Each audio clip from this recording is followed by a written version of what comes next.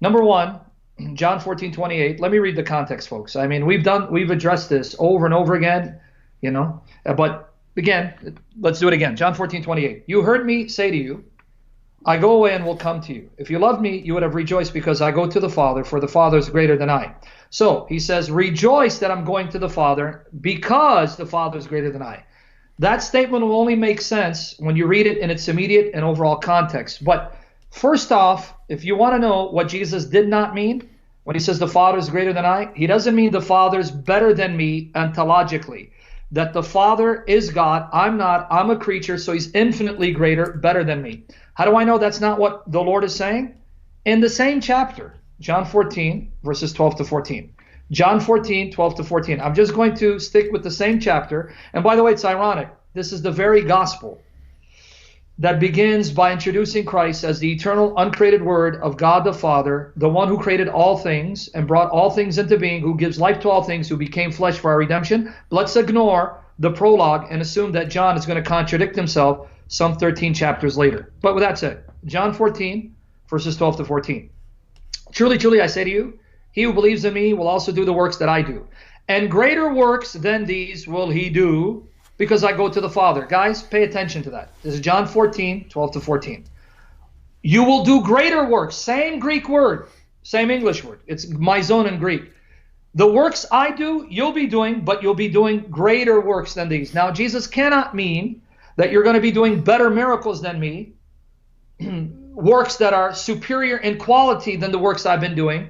He clearly means you're going to do the same works I've been doing, but a greater number. So right here in the chapter itself, the word greater doesn't mean something or someone who's greater, that's greater in quality, ontologically, but greater in volume, in number, in position and status. But now he explains why. Folks, he explains why they'll be able to do greater works than he's been doing because I go to the Father. So the first question Christians should ask, what's the connection between the disciples doing greater number of the same works that Jesus did while he was on earth and him going to the Father? 13 and 14 gives you the answer. Whatever you ask in my name, I will do it, that the Father may be glorified in the Son.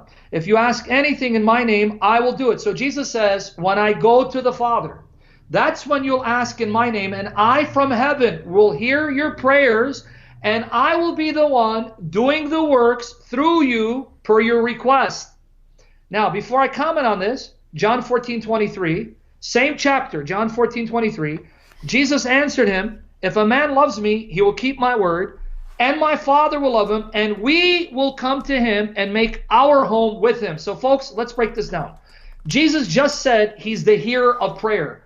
Pray, I will answer your prayers.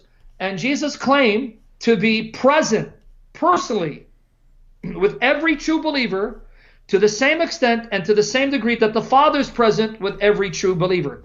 This assumes that Jesus must be omnipresent. For him to dwell in communion and fellowship with every true believer, he must be omnipresent. He must be omniscient. He must know who the true believers are from the fake Christians. And he must be omnipotent, all-powerful, in order to be able to answer all requests, no matter how many people are asking him, no matter where they're at, and what those requests happen to be.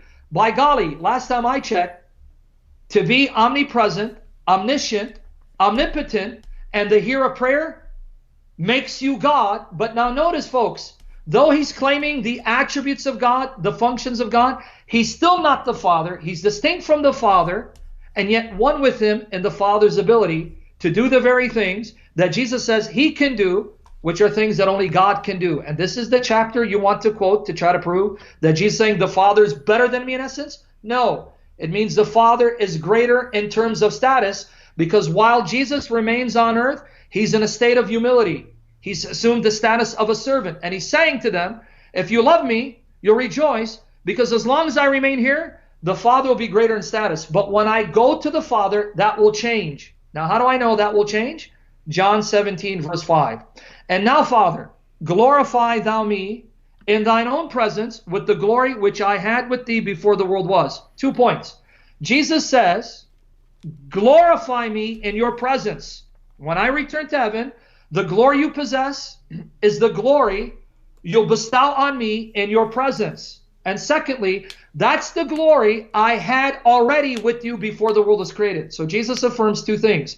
He was there personally alongside the Father before the creation of the world, and he was there alongside the Father in the same glory, and that's the glory he set aside, but he'll regain, and that's what he meant. If I remain on earth, the Father's greater in status because the Father's in heavenly glory. But when I go to the Father, I'll no longer be in the state of humiliation where sinners beat me and whip me to the point of death and nail me to the cross. I'll be basking in the same glory of the Father, where all the inhabitants of heaven will behold my glory and know I'm the Son of God who's one with the Father. And then finally, this passage proves that Islam is false and Muhammad is an antichrist. Why? Because Jesus said the Father, and he's the Son who shares the same glory that the Father possesses, all of which Muhammad denied, because Muhammad said Allah is not the Father, Jesus is not the Son. So thank you, Adnan, for quoting a verse that proves Muhammad is an antichrist under the wrath of Christ. Thank you, David. Sam, I did want to add something to that. That whole discussion in John 14 starts off with Jesus, as far as I can tell, putting on a little play for his followers. So we read John chapter 13.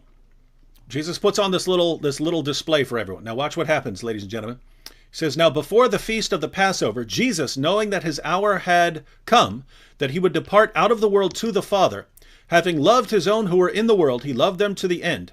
During supper, the devil having already put into the heart of Judas Iscariot, the son of Simon, to betray him, Jesus, knowing that the Father had given all things into his hands, and that he had come forth from God and was going back to God. Notice, Jesus, knowing that where he had come from and where he's going back to, where he's about to go back to, got up from supper and laid aside his garments, and taking a towel, he girded himself. He got up from supper, he gets up, he goes, he takes away his normal garments, puts those aside, wraps himself in a towel. Then he poured water into the basin and began to wash the disciples' feet and to wipe them with the towel with which he was girded. So he came to Simon Peter. He said to him, Lord, do you wash my feet? Jesus answered and said to him, what I do you do not realize now, but you will understand later. Peter said to him, never shall you wash my feet, right? That was considered a slave's work. Never shall you wash my feet. Jesus answered him, if I do not wash you, you have no part with me. Simon Peter said to him, Lord, then wash not only my feet, but also my hands and my head. Jesus said to him, he who has bathed needs only to wash his feet, but is completely clean. And you are clean, but not all of you. For he knew the one who was betraying him. For this reason he said, not all of you are clean. So when he had washed their feet and taken his garments and reclined at the table again, he said to them, do you know what I have done to you? Now notice that part. When he had washed their feet and taken his garments again and reclined at the table, then he said, do you know what I've done to you? Think about what Jesus does here, right? Because this whole passage that's about to follow this is about Jesus lowering himself into the world so he could do the work that he came to do and then return to where he was before. So notice what Jesus does right in front of his disciples. He takes off his normal clothes, wraps himself in a towel, and becomes like a slave who would wash your feet in someone's house. Then he washes their feet, and then he goes back and he puts his normal garments back on and says, you understand what I just did? Right?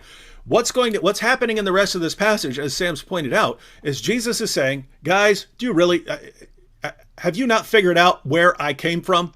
All right. He's claiming he is the way and the truth and the life. He entered this world because he had some stuff to do.